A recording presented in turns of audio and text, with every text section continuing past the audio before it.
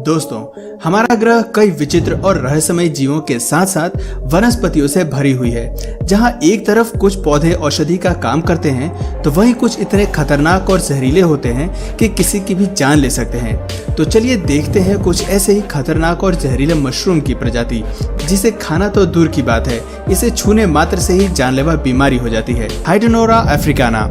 दोस्तों, हमारे ग्रह पर सबसे असामान्य पौधों में से एक है हाइड्रोनोरा अफ्रीकाना।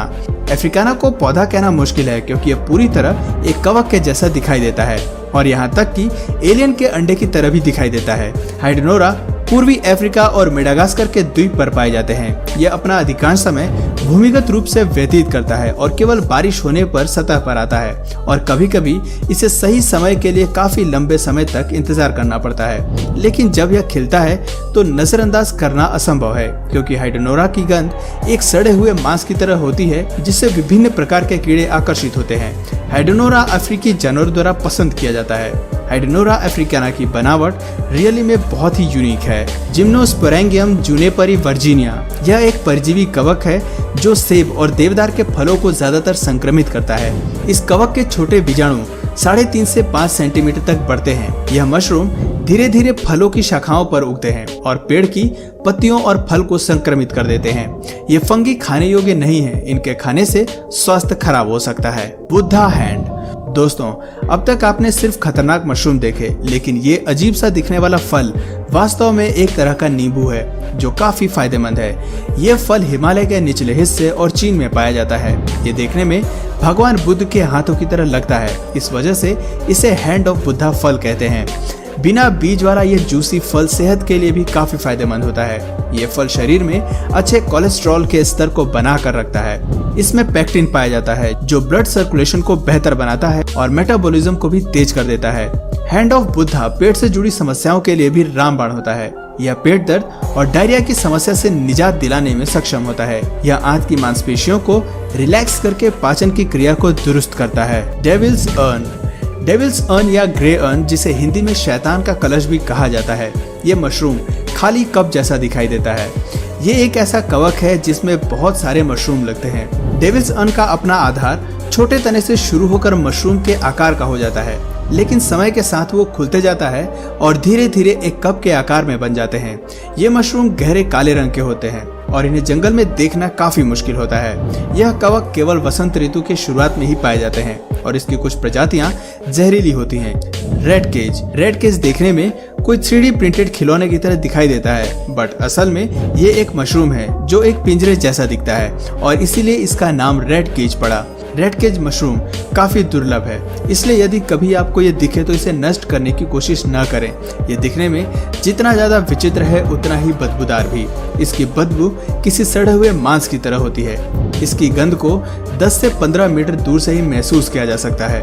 रेड केज एक जहरीला मशरूम है और यह कई बार छोटे बच्चों को इसे खाने से बीमार पड़ जाते हैं। टाइटन एरम। दोस्तों, टाइटन एरम के बारे में एक बात जानकर आपको बड़ा ही आश्चर्य होगा कि ये दुनिया का सबसे बदबूदार फूल ही नहीं बल्कि ये दुनिया का सबसे बड़ा फूल भी है। इसकी औसत लंबाई 2 मीटर होती है, यानी कि 6 फीट से भी ज्यादा। हालांकि यह केवल कुछ ही दिनों तक रहता है। यह फूल सड़े हुए अंडे और मछली के मिश्रण जैसी गंध देता है। दोस्तों, आपने अपने जीवन में शायद ही ऐसा फूल कभी देखा होगा। इस फूल की पंखुड़ियां कच्चे मांस के टुकड़ों की तरह दिखाई देती है। यह पौधे कीड़े और मक्खियों को प्रजनन के लिए अपनी ओर आकर्षित करते हैं। इसकी विशाल जड़ें होती हैं जिसका वजन 50 किलोग्राम तक होता है। इसके पत्ते 3 मीटर तक होते हैं और 2 मीटर लंबी इसकी डंडी। टाइटन एरम केवल इंडोनेशिया के सुमात्रा द्वीप के जंगलों में उगता है, लेकिन अब यह धीरे धीरे खत्म हो रहे हैं। इस दुर्लभ फूल को अब मुख्य रूप से बोटेनिकल गार्डन में ही उगाया जाता है। सी एनमोन फंगस।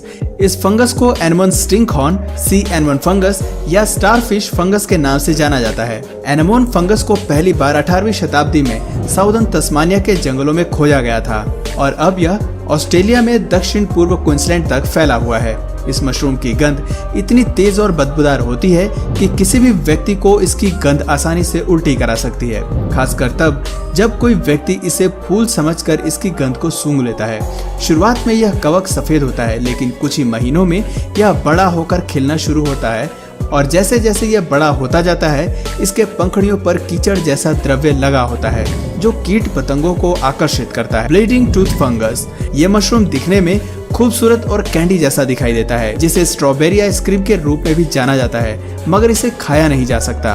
ब्लीडिंग टूथ फंगस, इसका यह नाम एक पुराने दांत की तरह दिखने पर पड़ा है।